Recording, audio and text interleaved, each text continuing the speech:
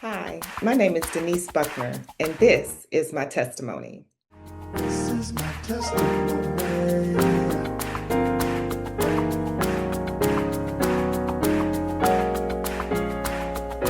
This is my testimony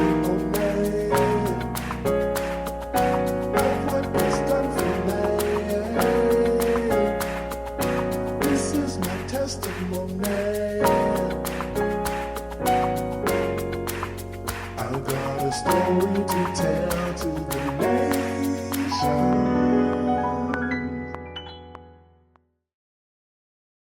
This is my testimony. I am the youngest of four, and I was born in 1972 to two older parents. Growing up, I was always the baby of the family. There's a 13-year difference between my brother and a 15-year difference and a 16-year difference between my two older sisters. I wondered why God had allowed me not to have little siblings because I wanted siblings around my age. However, God orchestrated our family dynamic. Growing up as the youngest of the family allowed my identity to be shaped into my adult years. I am the baby of the family with a 13-year difference between myself and my brother. He's older than me, and my two sisters, there's a 15 and a 16-year difference between us. What I did not realize as a little girl was that being the baby of the family would also present its challenges in my adult life. I enjoyed being the baby of the family. However, as I got older, I also began to use my older siblings and my parents as directions. They were directors of my life, helping me make decisions. I was unable to make sound decisions without seeking approval from everyone else. So how this played out in my adult life, being the youngest, being the baby, always, looking for affirmation, always looking for attention, don't forget about me. That shaped my character. So today I want to talk to you about my testimony and my identity. As we grow up, we tend to form our identities based on what we see around us or what we hear or what's just innately inside of us. For me, I knew that I wanted to go to college. I knew that I wanted to be a career woman. I knew that I wanted to do more than what my parents were given the opportunity to do. I wanted to have a job. I wanted to be featured in, I think it was Jet's magazine, the 100 most successful women of America, or either Ebony's magazine. I wanted to be one of those women. I did not want to have to struggle paycheck to paycheck as my parents did. And so for me, I knew what I wanted. Graduating from high school, I went to Clemson University on an academic scholarship. I was the highest ranked minority in my school and received that honor and that privilege not only from Clemson University, but several organizations. I went there. I knew that I needed to work in a field where I did not have to worry about income. And I was recruited for engineering during the summer programs at Clemson University and University of South Carolina. They were seeking minorities that would go into engineering to help build the minority presence in the engineering field and also to give us an opportunity and explore and be able to explore us to these types of businesses, jobs, and career paths. So I didn't know anything about engineering, but I knew when I told my father I wanted to be a teacher, he was like, "You're never going to have any money. You're going to be working paycheck to paycheck." So that was a complete turnoff for me. When I told him I wanted to be a nurse, back then in the 90s, nursing was a little different than what it presents itself as now. He was telling me that all I would do then would, clean bottoms. And to me, that was gross. So I was like, I'm not going to be a nurse. So there was engineering, it was math, it was science, it was right up my alley. And I enjoyed it. I went to Clemson, did the 4 years, found out in my third year that I was not loving engineering. I was more of a people person. But because my parents, and primarily my father, told me that I needed to do something where I could make money, I made a career decision based on what I was told to do, which I was very familiar with being the youngest of the family, doing what I was told. I was a very obedient child, but I didn't do it based on my heart or my passion. I'm an extrovert. I love people. I love teaching. I love educating. I love empowering and equipping people. So this type of being the youngest and the baby and following the instructions and doing what everybody is told, it carried over to my degree, my major, and then I got married. I got married a week after graduating from college, and I married my husband of this present day age, and it's been 32 years. I look back on all the decisions that I've made, and I realized that identity was at the root of it all. Before you can go out and explore or you can make big decisions, you really have to take root at who you are and whose you are. And for me, I was so used to living as dependent on others that I never really sought out Denise. I never really knew who Denise was. I knew I was a God-fearing young lady. I grew up in the church. Every Sunday and Wednesday, I was at church with my mom. I was involved in activities that were church related.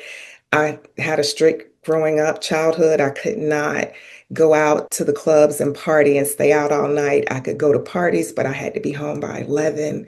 And so when I got to college, even with my home being 2 hours away from where I grew up, I felt like I was in another world, like I was independent.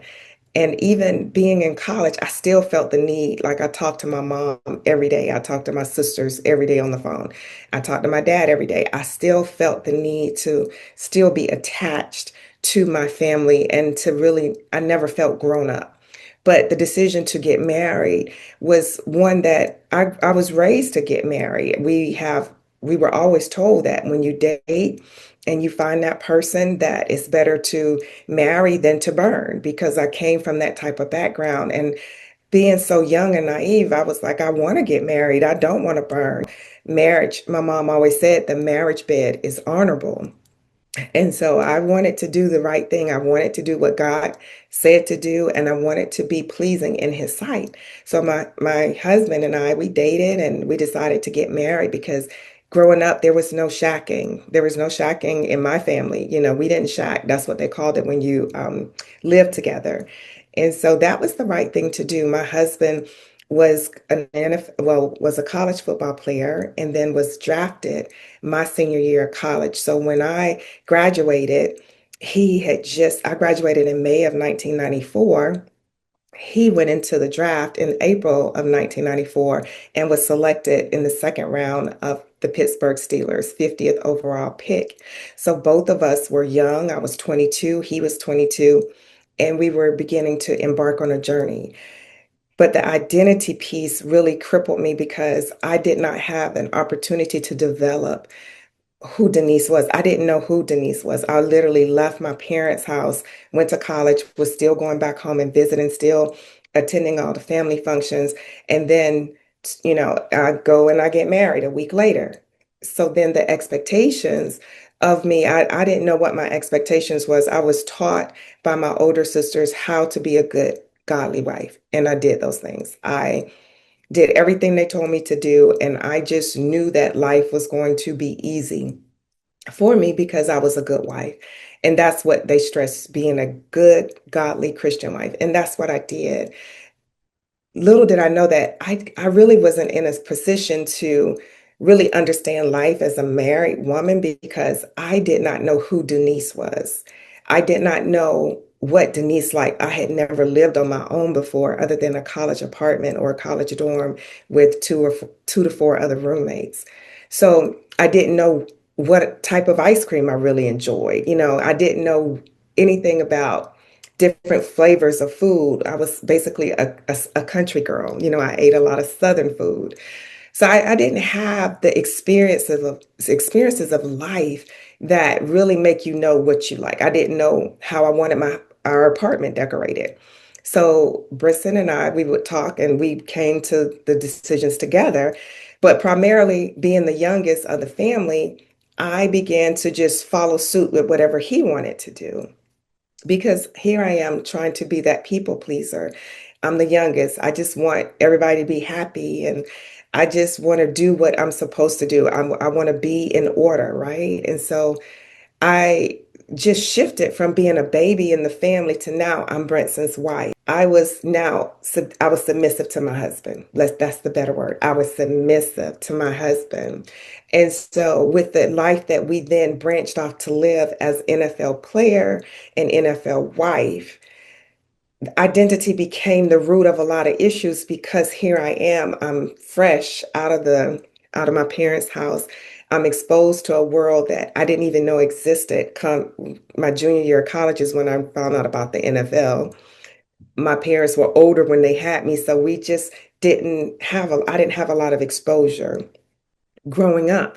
So when Brinson gets into the NFL, there's a lot of expectations from people. There's a lot of the camera's always on you. Like people are watching you, they're sizing you up, what does she have on? Oh, that's his wife. Oh, well, who's the wife? Oh, let me see. I went through so much shifting in identity because I was like, what am I supposed to look like? What am I supposed to do? And what am I supposed to say? How am I supposed to dress? How is my hair supposed to be? And because I didn't know these things, I was searching. But I had a great group of young women that came in the NFL with me one was from the South, one was from Texas, and one was from California. And we all just kind of grounded ourselves together. And we all were like, big eyes, like, what is going on? Like, okay, what do we do? So we just basically formed a sisterhood that we helped each other out as far as learning how to maneuver this new life. um, what are we wearing to the games? Well, are you cooking today? Just the things that we thought we were supposed to be doing as wives. We came together to support each other in that aspect as young wives. We were 21 and 22. A couple were 23 years old.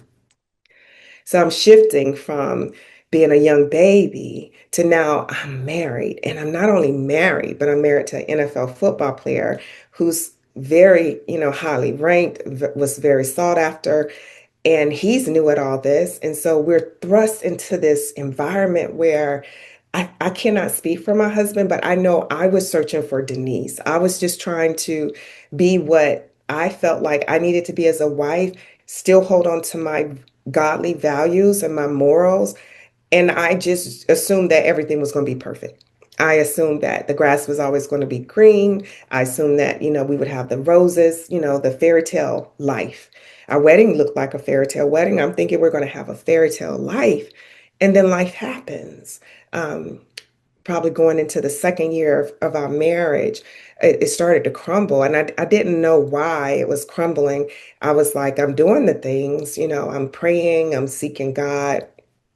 I didn't go to churches often because the games are on Sundays. So I wasn't able to attend church every Sunday, but we had Bible study. We went to the people that had been in Pittsburgh longer than us. We went to some of their churches and we met some people that were originally from Pittsburgh. So we, as the ladies, we attended whatever church we felt comfortable with. So I still remained connected to God. But then life starts happening, and I'm like, okay, God, what is going on? And my husband started changing, and it was weird because a couple of us, our husbands hung out together, and we would be like, are they home yet? Is your husband home yet? Nope. Is yours home yet? Nope. And everybody, I'm not going to say everybody, but for me, a woman knows when things are off in their marriage.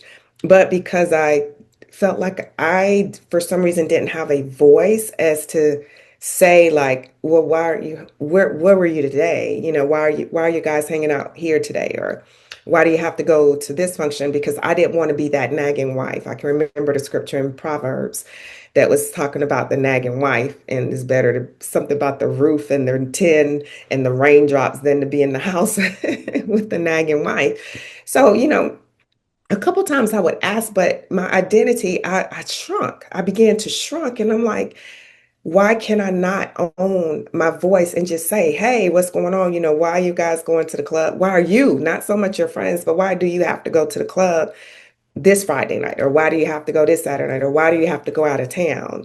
I just didn't feel um, like I had a voice. And so when I did ask those questions, the response wasn't positive. Now, I knew my husband loved me, but I also knew that this was so different for his growing up, having all that money.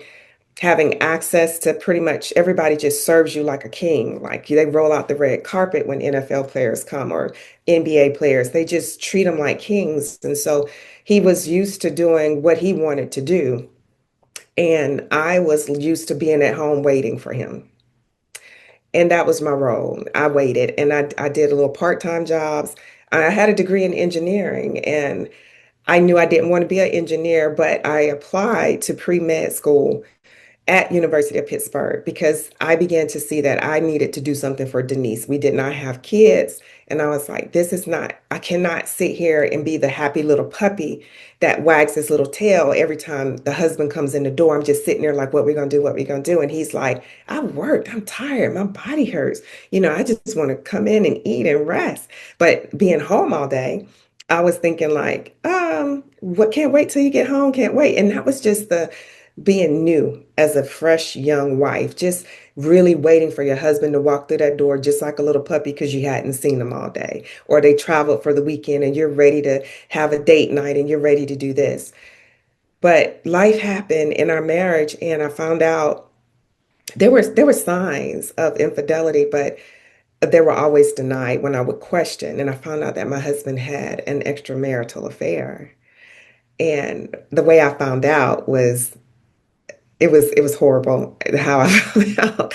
The lady had called me and hung the phone up in my face. But I'm thinking that, okay, I ask him about it. It's always an excuse, which is fine. It's not fine, but it was an excuse. But I got used to the excuses. And believe it or not, started believing some of those excuses until God said, no, I have a purpose and a plan for your marriage. Now, this sounds really weird because how can God have a purpose and a plan for my marriage when I'm thinking about divorcing my husband into 2 years of marriage?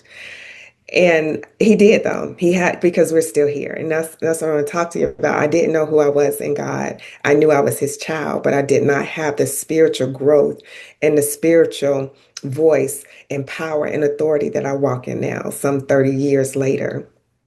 So I'm just a babe. I'm a babe as a wife. I'm a babe in the family, and I'm a babe in my faith. And so what begins to happen is when these signs and signals start flashing, I'm just determined to get a divorce. And I want a divorce. But we fought for the marriage. We both fought for the marriage, and I got pregnant. I had a miscarriage, my first pregnancy.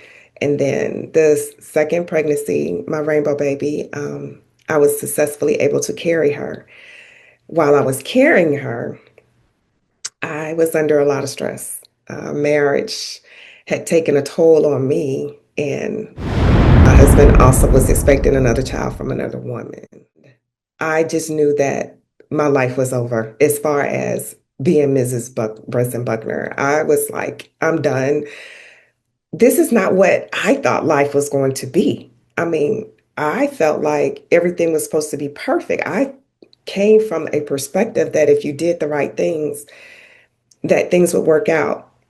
If you prayed, it would work out. Now, I did see my mom and my father struggle with finances, but I never saw them struggle with infidelity. And so I never saw that fight. I never saw them fighting for a marriage after betrayal. I saw it with my father being an alcoholic for the first 12 years of my life. And as a kid, I have memories of my mom and I turning my father on the side so that he wouldn't vomit.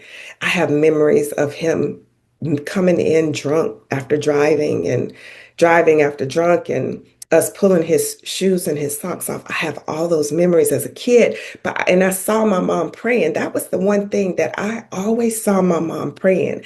And as a little girl, like 8 and 9 years old, my mom would have me right there with her, beside her, and we would pray together. And we would pray for my father. We would pray for my brothers that were in the street. We would pray for our family members, just like I believed in the power of prayer because I grew up with that. I saw that. And I also saw my father.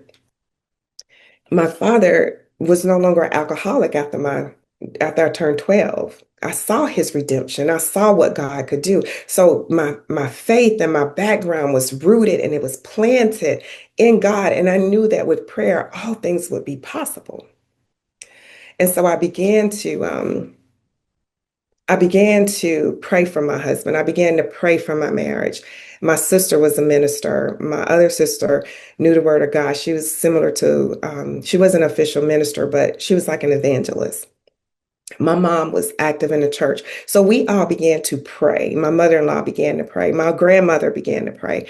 And we all, in my second year of marriage, while I'm pregnant with my oldest daughter, we prayed and we prayed for my husband. And I can remember my grandmother, we would put up my husband's shoes because he loves shoes. When we put up his shoes, and my grandmother told me, she said, Denise, every time you touch a shoe, I want you to pray over it.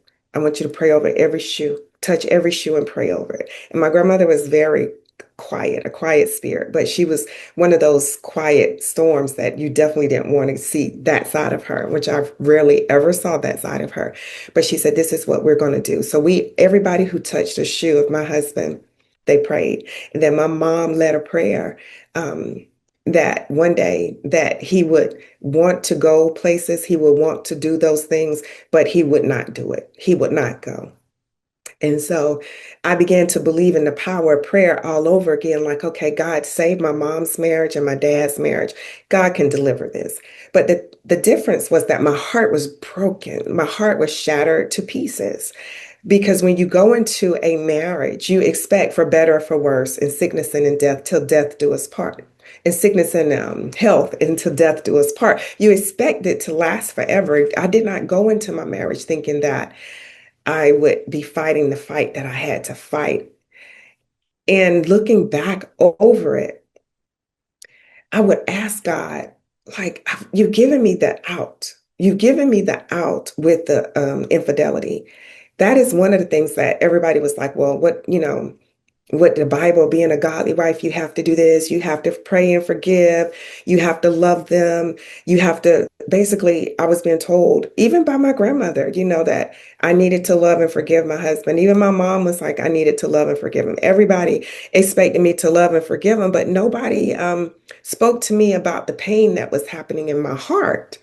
So, as the identity as the youngest, the identity as the baby, the identity as little Denise, or they call me Dee Dee. Like I always listened. So I listened and I prayed, I fasted, I delivered my baby girl. And by the time I had my baby, I woke up, I was holding her, and my mom was sitting there in the living room. And no, not many people know this story. In fact, I think very far few and in between. And I was holding her. She was 6, she was a newborn. And I looked down at her and I said to my mom, because my mom and my dad had come up to be with me after I had her, I said, I cannot believe that all of this stress and all of this trauma has occurred while this baby, my baby, was in my stomach growing. Like, I cannot believe that I went through all of this. And then I got angry. Like, I was never angry during my pregnancy. I feel like God had protected my mind because I was never mad during my pregnancy. I was never hateful or condescending. It was as if God had put me in a bubble mentally. But when I looked at my baby girl and I held her, I looked up at my mom and I said these words, which I'm ashamed to say today, but I said these words because I felt it. I said, I should kill him. I should kill him. Because I couldn't understand how could I be going through all of this while I was growing a child, a human, a baby inside of me. Who would allow someone to go through that pain and that hurt? So the adversary entered my mind and said, I should kill him. And my mom said these words to me. She said, daughter, don't kill him. I think she saw a look on my face that she had never seen before because even in that moment, I did not recognize myself. In that moment, I couldn't even believe I was saying those words, but I felt it. And she said to me, "Don't kill him. He is somebody's child. He's Thelma's child. He's Mr. Pitt's child. He's a child and he has a parents." And it didn't, and all I could say, I couldn't even say anything because I didn't even understand what she was talking about. He's a child. I'm somebody's child too. So I remember praying to God and I was like, God, this baby that you blessed me with, because remember, I had already lost a child early, like 11 or 12 weeks. I had already had a miscarriage. And I would ask God, Lord, and when I was pregnant, she had stopped growing inside of me to the point where the doctors were concerned about why isn't she growing? And I needed to eat. I needed to get caloric intake. I needed to make sure that my baby was thriving. And it was at that point in my pregnancy where I realized that this was not about me. It was not about Brinson. It wasn't about anybody else. It was about me bringing forth this baby because I did not want to risk losing her after having already lost another child. So I come into this being and I'm angry. But then God has a way. God has a way of taking that broken heart and mending it back together. I did not see my husband and I marriage surviving. In fact, we split. I went to South Carolina after my oldest's 6 weeks checkup, and he went to Georgia. He was betwixt and between his decisions that he had to make. I knew what decision I needed to make, and I knew I needed to be safe. I know I needed to be in a place where my mental was together, my emotional and my physical was together because I had a baby to take care of. To shorten this, I ended up finding a house about 5 minutes from my parents. I rented it. I stayed there. I made a decision that I was not going to reunite with my husband. And when my daughter was young, I started working, and my husband had another team that he was playing with, no longer with the Steelers, but now he was in Cincinnati. I made the decision not to go to Cincinnati. My suitcases were packed. My stuff and my baby stuff were packed because we had reconciled. We had reconciled. And I did it more so because I still loved him. I was still angry with him, but I did it more so because I'm a wife. I made those vows. And throughout it all, even though it was the most painful experience in my life, I still forgave him. I still loved him, but I love God more. And I wanted to do it. I wanted to be obedient to God. Now my identity is shifting from pleasing everybody else to I want to please God. And I had a conversation with God. I asked God, you've given me a way out from the scripture. I need to know that if I go forth with this divorce, that you're still going to love me. Will you still love me? I even bought books like, divorced women in ministry, because I knew God had a calling on my life very young. I just didn't realize that I was going to have to go through the fire, this type of fire, in order for it to become activated because I had to be purged. I had to grow up. And God was saying to me, you have to grow up. You're no longer the baby. You're still the baby of the family, but you are a grown woman. You are a grown woman who is responsible for this family that I've given you. So I asked the question to God, and God told me this. He said, Denise, you are still going to be my daughter. You are still my beloved. You are still fearfully and wonderfully made. Whether you decide to stay in your marriage or whether you decide to divorce, I will still love you. And I needed to hear that. I needed to hear that me divorcing Brinson was not going to change my relationship with God. I needed to know that because now I'm able to make an informed decision based on my circumstances. I didn't want to be disobedient to God, but I was assured that He would still love me regardless of the outcome of the marriage. So that was off the table. Now I had to pray to God and say, okay, God, why did this happen? What is the purpose of this storm? Like, how am I to go on? I'm embarrassed. I am ashamed. I don't think I'll ever be the same person again. In fact, I won't. I was determined that I was not going to be that same person. But God has a way of redirecting us and reconstructing us and fortifying us. He is the potter and we are the clay. He has a way of taking that broken heart that was fragile, like a glass. Imagine a glass vase on the table and you drop it on a tile floor or cement and it shatters everywhere. Only God has the power and the authority to take that glass vase and put it all back together again as if it was never destroyed. Only God has that power. And that's what God began to do with me. He began to shape me and mold me. I began to see my husband as my husband, and he wasn't responsible for my joy. He wasn't responsible for my happiness. He was not supposed to be the person that made me happy. He was supposed to be my helpmeet. We were supposed to complete each other. He was not supposed to be my source for my peace. He was not supposed to be what I created him to be in my figment of imagination. He was not supposed to be that. He was supposed to be my Adam, and I was his Eve. I was taken from part of his rib and formed and created. When God made Brinson and he made Denise, he knew that he had made us for each other. But somehow in my mind, I felt like I expected too much. I know that may sound awkward, but I had high expectations for him. But my husband was only able to give me what he had the capacity to give me.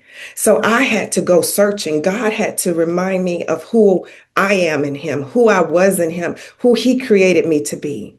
Yes, this marriage was ordained by God, but it was not the end of my story. It was not the end all be all of Denise. It was not what all he created me to be.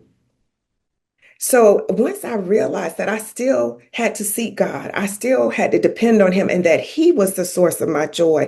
He was the author of my story. He was the creator, that he is this, he is that, he's all of that. Once I began to shift those expectations from my husband to God, things started shaping.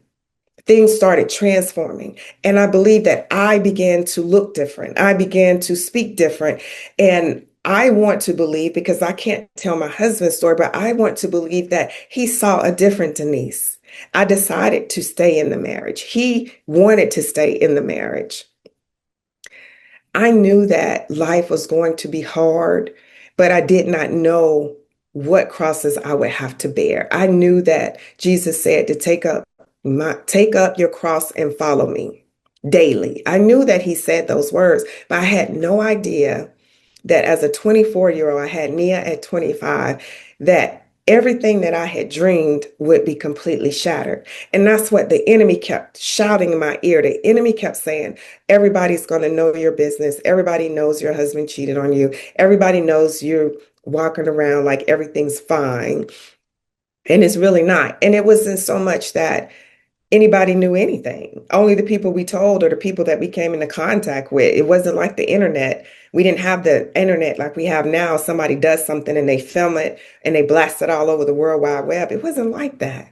But in my mind, everywhere I went, everywhere that when I met a person, I was fearful that this person knew my story because maybe they knew the other party involved. Maybe they knew through word of mouth. I don't know. But the enemy had me convinced that everywhere I went, that everybody knew.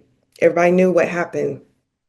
And because of that, my identity I did not have a positive identity. I was shrinking and I was guarded and I was hiding. I was hiding internally from being who I knew God called me to be because I didn't want to be on the scene. I didn't want to be in the spotlight. I didn't want to go to certain cities. I didn't want to go to certain events. I didn't want to meet people. I didn't want to make friends because I was living what the enemy had me identifying with was shame. And what the enemy had me identifying with, whether it must be was something that you did wrong. Because, in growing up, I would hear like, oh, people, when I was younger, people would talk about people's husbands that were out there and they would say, oh, well, she just must not be doing what needs to be done at home. She's not taking care of the business. Well, the enemy kept telling me that too.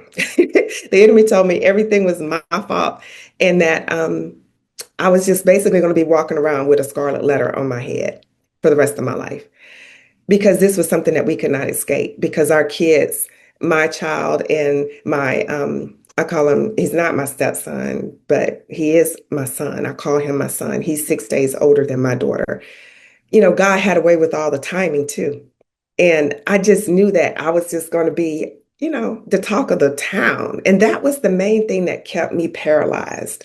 So here I am, I'm making progress with God, but then here's the enemy. I'm in spiritual warfare that's like, it's great. You can have this relationship with God all you like, but at the end of the day, everybody knows your business and this, that, and the other. So I was ashamed. I walked in shame for several years.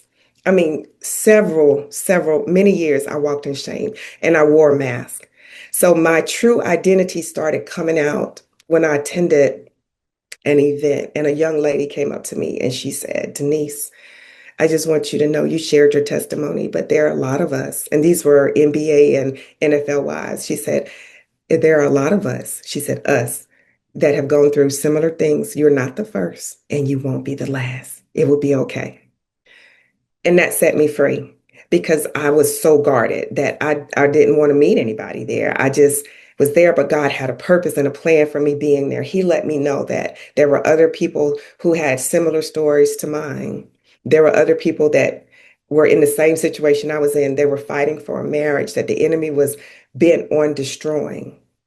And when your identity is challenged, when you don't really know who you are or what power or strength that you have, the enemy can have a field day with you. And that's what Satan was doing for the first years of my marriage, even up until, it was triggers. When we got over the hump, there would be a trigger, and then I would find myself back in that mindset. And I was like, I need to let this go. Either I'm going to live in the present or I'm going to live in the past. And I made a decision to live in the present. I made a decision to pray. I made a decision to seek God's face. And my husband was coming along beside me, and our life began to change. Now we did have more problems. We had so many more problems, but the difference was I was different. I could not be responsible for him, but I could be responsible for Denise because no longer was I walking in the shadows of my sisters. No longer was I walking in the shadow of my husband. I was beginning to emerge as a beautiful butterfly that God had called me to be. And he had purposed when we first married. I believe that God, and I know that God had a plan for us to be the beacon. That's all I could hear was like, we are called to be the light. And my young daughter, I had another daughter and I have another son. So this is how God has blessed and restored. But I can remember being in ministry in 2007 and 2008 and in 2009 at New Birth, Charlotte, and I would testify. And my daughter would say, why do we always have to talk about our business? And I said, God has called us to be a beacon. So when I knew who God called me to be, and I knew that I was loved by God, that God had a plan and a purpose, like he says in Jeremiah 29:11, for I know the plans that I think towards you, the thoughts that I have to prosper you and not to harm you, to give you a future. When I thought about Jeremiah 1:5, where he said, I knew you before you were formed in your mother's womb, I knew without a doubt that my husband and I had a calling. And we tried to run from it, but I'm gonna be honest, it was like we were the first of everything. We were the first to file bankruptcy. We were the first for our house to go into foreclosure. We were the first, and then others through my story and my husband's stories were able to get through storms of life that really would have normally taken us out, that tried to take us out. It was like my light and my husband's light was tried by the enemy he wanted it to dim. He wanted to out our fire for the Lord because he wanted to make us an example of the defeated. He wanted us to be defeated. He wanted us to be divorced. He wanted us to have chaos and no peace. That's what he desires, to rob, steal, kill, and destroy. But God said, I've come that you may have life and have it more abundantly. And God kept saying, Denise, I have a plan and a purpose. And my daughter was like, well, why do we have to tell it? Because God has given me this voice. He has given me a platform. He's given me, who knows that you have come to a position for such a time as this? And that's what I would say. Who knows that we are where we are as people and families in the NFL, that God has strategically placed us because he knew that he could trust us. It's just like Job, when Satan came to tempt Job and God said, go ahead, you could do whatever you want to do, but don't touch his life. Because God knew he could depend on Job. So I started to take that perspective. Like, we have been chosen. I mean, every hurdle you could jump, we jumped it. We jumped it together. Every obstacle, from the bankruptcy to problems in our marriage to raising kids to family drama and family issues. God had us right there in the thick of it, in the muck and the mire, because I feel without a doubt that he knew that this couple was going to be set apart. But before I send them out, I have to purge them. I have to purify them. I have to send them in the fire. But I promise you, when you come out, Denise, this is what God was saying to me. When you come out, you're going to be like pure gold. You're going to come forth as pure gold. You're going to be like the three Hebrew boys, Shadrach, Meshach, and Abednego. You're going to go through the fire of infidelity. You're going to go through the fire of bankruptcy. You're going to go through the fire of having to close down two businesses because you had a six-figure lawsuit. We had two six-figure lawsuits coming at us from two businesses that we opened. And as much as I was crushed, as much as I was in the fire, as intense as the heat was, God was still saying to me, I have a purpose and I have a plan. It was hard though. It was difficult because there were times where I would look at my husband and he would look at me and we would just shake our heads like, I just don't know. I don't know. There were times when I would cry in the midnight hour. There were times when I would get on the floor and just have a temper tantrum like a kid, talking about being the baby. I would literally lay down on the floor and I would kick and scream and I would cry out to God, like, God, this is too much. Like, this is too much. Like, I yield. But what I didn't realize is that in the proofing, in the purging, in the firing, in the molding, in all of that, God needed to work out the impurities. He needed to refine us so that we could go forth. And when we stood, that our ground would not shake, that our feet would be planted on the solid rock. And I do remember saying to God that this is not the life I desired. This is not what I prayed for. This is not what I desired. I do not want to be a part of this anymore. I remember having these raw conversations with God because he already knows. And I was like, God, I do not want, I never even knew what the NFL was. I don't even know why I'm in this life. I don't even know why I've had to endure these crosses. But what I do know, God, is that I want nothing of it. And then God began to say, why not you? I've chosen you. You are equipped for this. With me, all things are possible. You will get through this. You have to trust me. You have to trust me, Denise, with your marriage. You have to trust me. When I was pregnant with Brandon and they were saying that he needed to have more tests ran because they felt like either he was going to have Down syndrome or spina bifida, that test that they do around about 14 to 16 weeks. And I said, I'm going to have this baby regardless. I'm not doing the amniocentesis. No more tests. I'm done. I'm having this baby because if God, I had already learned now, I had already been developing that faith muscle where if God brought me to it, I knew he would get me through it. I had experienced it with my marriage. So now I got my womb, my baby, and I experienced it with Nia growing in my womb. I experienced it with Brandon, but I knew without a doubt that I was going to have Brandon regardless. So I had my son and he was healthy. But had I listened to the doctors, I don't know what would have happened. But I do know that I listened to God, my doctor, the doctor of them all, Jehovah Rapha, the healer. And God allowed me to have a healthy and a safe pregnancy and delivery and a healthy baby boy. I'm growing. My identity in Christ is being rooted. I am learning to lean and depend on God. When my dad suffered an accident in the hospital room when they were doing a stent. They actually punctured his heart, and nobody knew that his heart was still bleeding, and he suffered so much pain until He was on his bed of affliction where they didn't know if he was going to make it or not, and they had to go in and repair that. Then years later, he had a triple bypass and two valve replacements.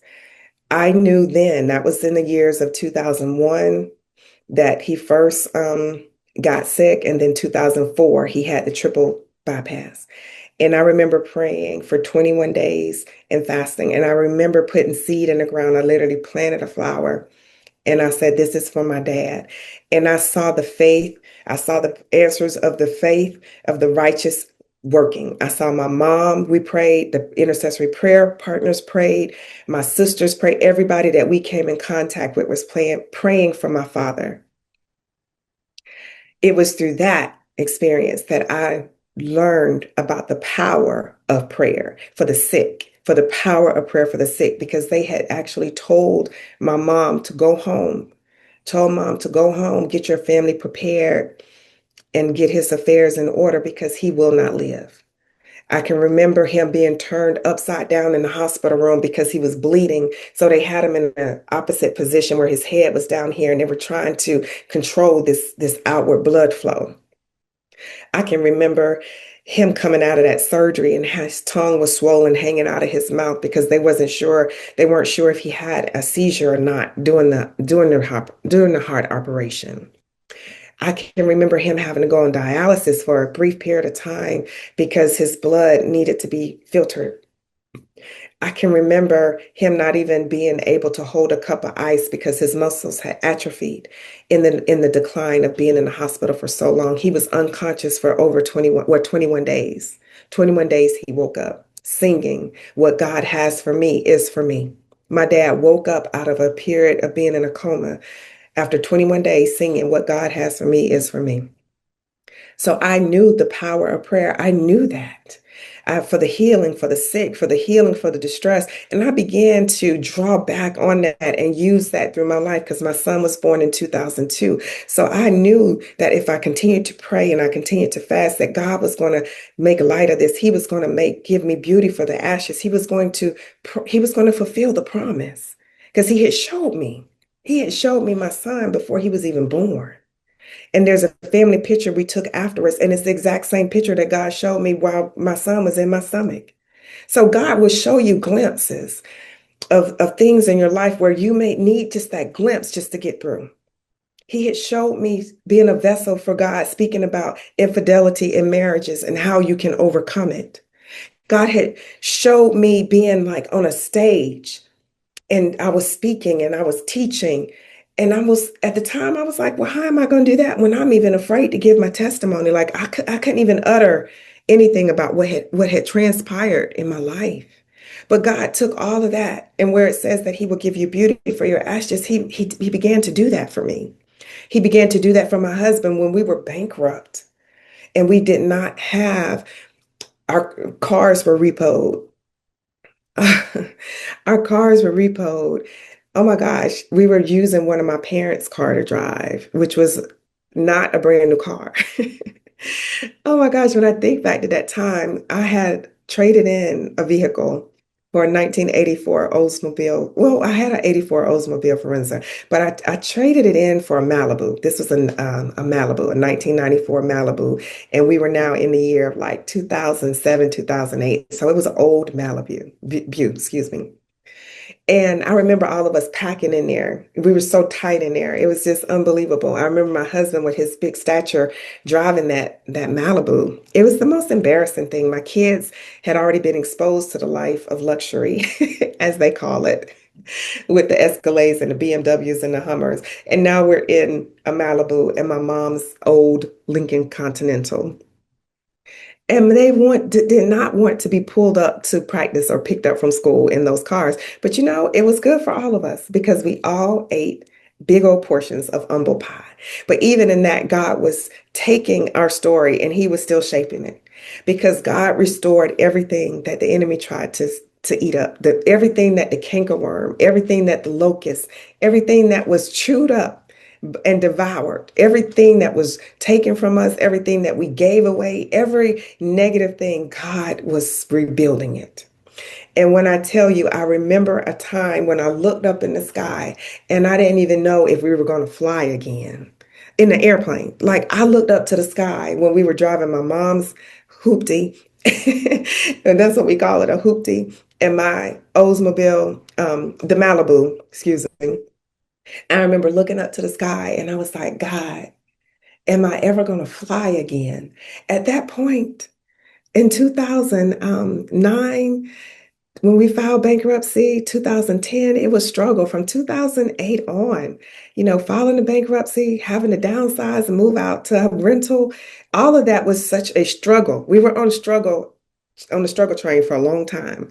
And I just didn't even believe. I just asked God, will I ever fly again? Because to me, getting in an airplane was the impossible. Like I'm never going to be able to afford to fly again. That's what I thought. I literally thought that there was not going to be a period of restoration because we were in the wilderness, in the desert for so long, or in the valley. We were in the thick of it for so long. Even my kids knew we were in the valley because we would dress up. I would have us put on jerseys, whatever Chick-fil-A would have you do to get a free sandwich. I would do that for my kids. I'd be like, okay, guys, we're going to all wear jerseys. We're going to Chick-fil-A today, and we're all going to get a free chicken sandwich. I can remember taking them to McDonald's and saying, okay, you only can order off the dollar menu. That's it. And you don't need anything to drink because we have drinks at home. Went through that period. My oldest remembers it. My two youngest, not so much, but my oldest remembers everything. So we were in the valley for so long that it just seemed like this was it. Yep, my husband had played in the NFL. He did that. We didn't manage our money wisely. And the investments that he had put aside for us, they were untouchable. And they were. NFL did a good thing. At the first, I hated it because I was like, if they would give us our money and we can get into our portfolio, we can cash those things out, we can save our house. We could save this big 11,000 square foot house that we built from the ground up if they would just let us. But no, the NFL knew better. Because if they would allowed us to get that money, we would have spent every dime of it and wouldn't have any money today. The NFL knew what they were doing, but at that time I couldn't see it. It's just like I couldn't see about the struggles and the fire and the pit and everything that we had to go through. Like I couldn't see that it was all working together for a greater good. I did not understand. All I could understand was my present moment. Will I fly again? I've lost my house. I'm having to file bankruptcy. And we don't even have a decent, I mean, we had wheels, but it wasn't what we were used to driving. I never saw the hope. I never looked at it as if this was going to be restored. All I could see and feel was my right now moment. I was right there in the thick of it, and I could not see anything else but God. God is a restorer. God is a restorer. My husband coached high school football.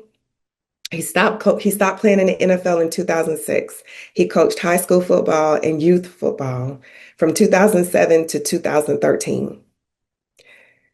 In 2013, almost 7 years to the date of his last season of playing, my husband got a job as a NFL defensive line coach. What? Where did that come from? By now, we're accustomed to not having much. And when I say that, I mean like we are very budget wise. We are sticklers, we are saving. We have determined that we are never going back to that period again because we weren't wise. We weren't prepared for what life was bringing us to. So we promised each other we would never do that. We were not going to allow that to happen again.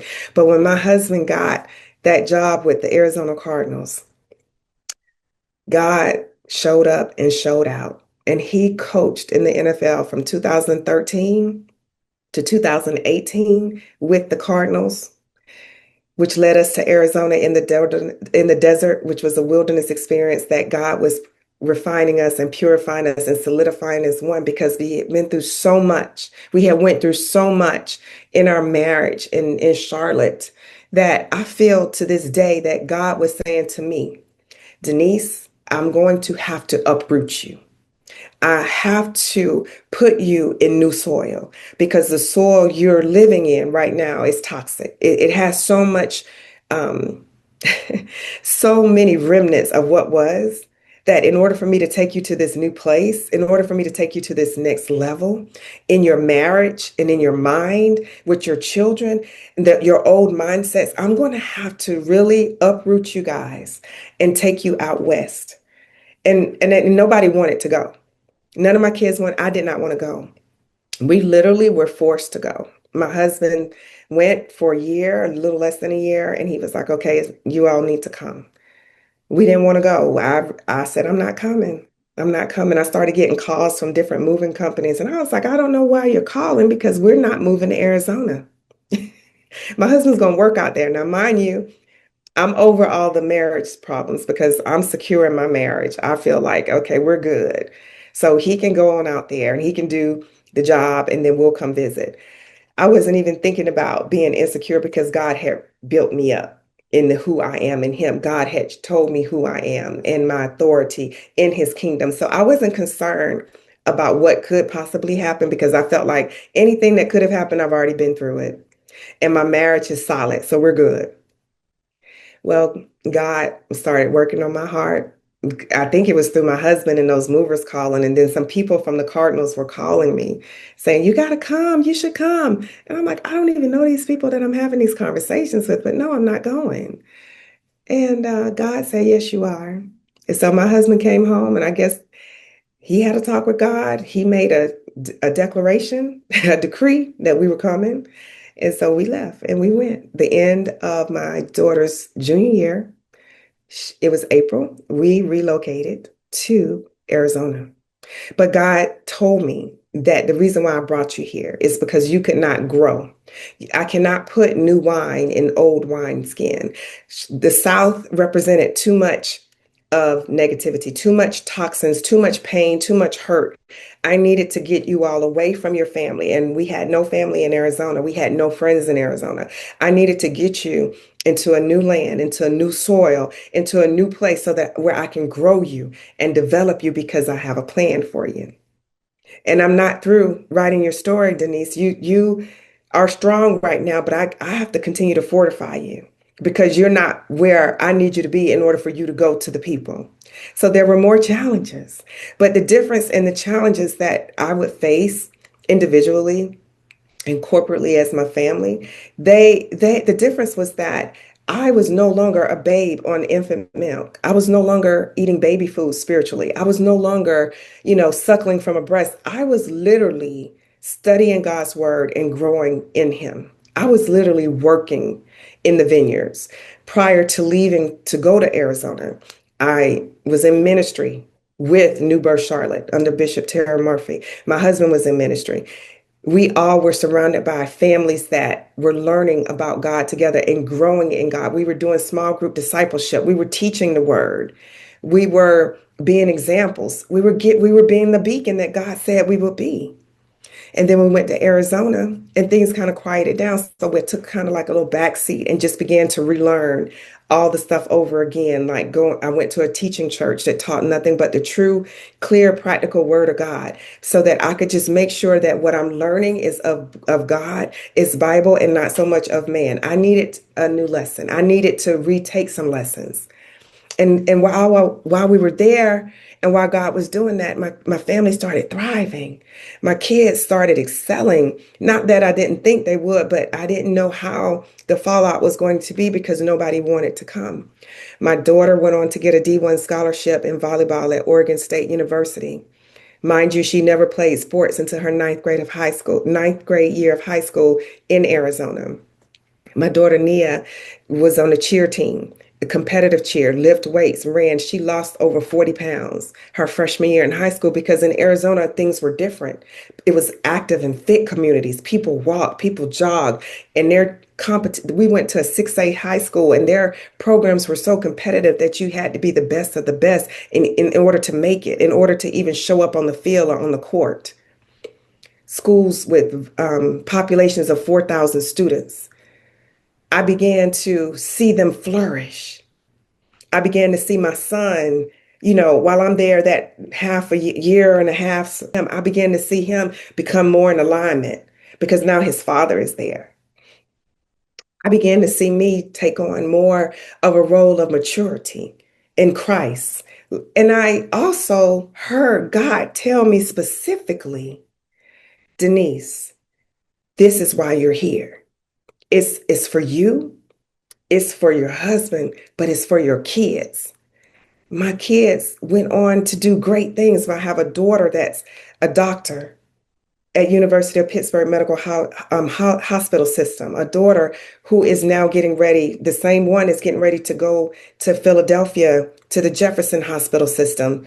She's a MD. She's a doctor. I have the other daughter that went on and got her master's at Oregon State University and is now the director of student athlete development. I'm telling you this, not like to boast or to brag, but I have to tell you that this is the same God who walked with us when we were down there in that pit.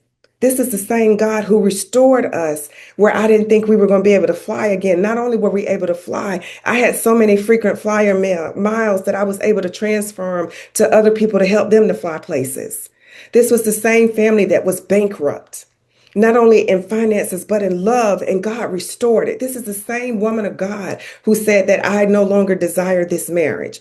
I no longer love my husband. This is the same woman of God who has been faithfully blessed to be with the same husband for 32 years.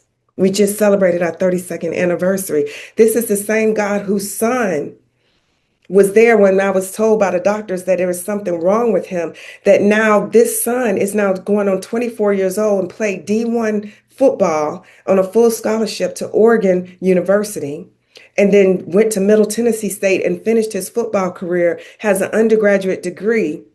This is the same God who was with me through those testings and now is with me with this young man. This is the same God who has kept me when I didn't want to be kept, when I didn't even know I was being kept, when I thought I was about to lose my mind because my identity was rooted in things of not of God. It was rooted in people and places and people giving me direction and people providing the answers for me and people leading me. It was not rooted in my faith in God. It wasn't rooted in my relationship with God. It was rooted on things and systems. But God was always saying, Denise, I need you to trust me in the thick of it all, in the muck and mire, in the fire, in the pit, in the valley. And now you're here in Arizona with these beautiful mountains. I need you to look at those mountains and speak to them in your life. I need you to be able to speak to the women that are hurting. I said, well, God, I don't want to tell everybody my business. And I said, well, I've been telling it since you told me to tell it. So I guess I have to keep on telling it. He said, yes, you have to tell it because you have to be transparent enough to set the captives free. They're only going to be free if they know that what you say is real, that what you've experienced is not something that you read about, but it's something that you experienced. It's something that gave you tears in the midnight hours. It's something that made you question your identity in me. It made you question your identity as a wife, as a mother, as a sister, as a daughter. It made you question whether or not you even wanted to be on this earth. This is why your voice matters. This is why your testimony matters. This is why you have to tell it. And even coming and sharing this through the book that I'm writing and through this podcast, I still think about the women that need to be set free. I don't think about the embarrassment. I don't think about the shame that the enemy just kept saying I was wearing, that I was walking in. I think about the liberty in God that I'm free now, that there are no more chains holding me. There are no more chains holding my marriage captive. There are no more chains holding my children captive. When things were speaking against them that said that my daughter wasn't going to be a doctor, that said that my son was not going to be born whole, that said that my middle daughter was going to be deaf, because of the constant ear infections, that every negative word that was spoken against us, that it did not prevail. God said others need to know that I'm the God of a second chance. I'm a God of many chances. And though you have stumbled and though you have fallen, I'm still God. And I am there with you wherever you are. I will meet you where you are. I just need you to trust me. I need you to know that you are a woman of God, that you are fearfully and wonderfully made. You are a man of God, that you are chosen, that you are royal priesthood, that you're fearfully and wonderfully made, that you are the head and not the tail. God says, I need you to tell them that I will restore you 100-fold. I will give you everything back that the enemy tried to take away. I will give you peace. I will give you joy for your mourning. I need you to tell him, Denise. I need you to answer the call. And when I answered the call and I said yes, that's when the chains broke. That's when the scales fell off of my eyes, and I was no longer concerned about how people saw me. I was more so concerned about how God saw me, and that what I was doing was pleasing in his sight. That my love for my husband, it was increased, that it remained and it was poured into constantly by God. I had a vision of God. I'm being a vessel and God was the pitcher, and he was pouring water into me constantly. It was water, but that water was giving me a warm feeling, and it was saying love, love, love, love. I'm giving you the love to love your husband. I'm giving you the strength to take care of these kids. I'm giving you the ability to pray without ceasing. I'm giving you the ability to stand before the nations and tell your story that God is a reconciler. God is a God of many chances. God is a God of forgiveness. That I have not been perfect. And even in all my imperfections, God has forgiven me and he still loves me. My name is Denise Buckner, and this is my testimony.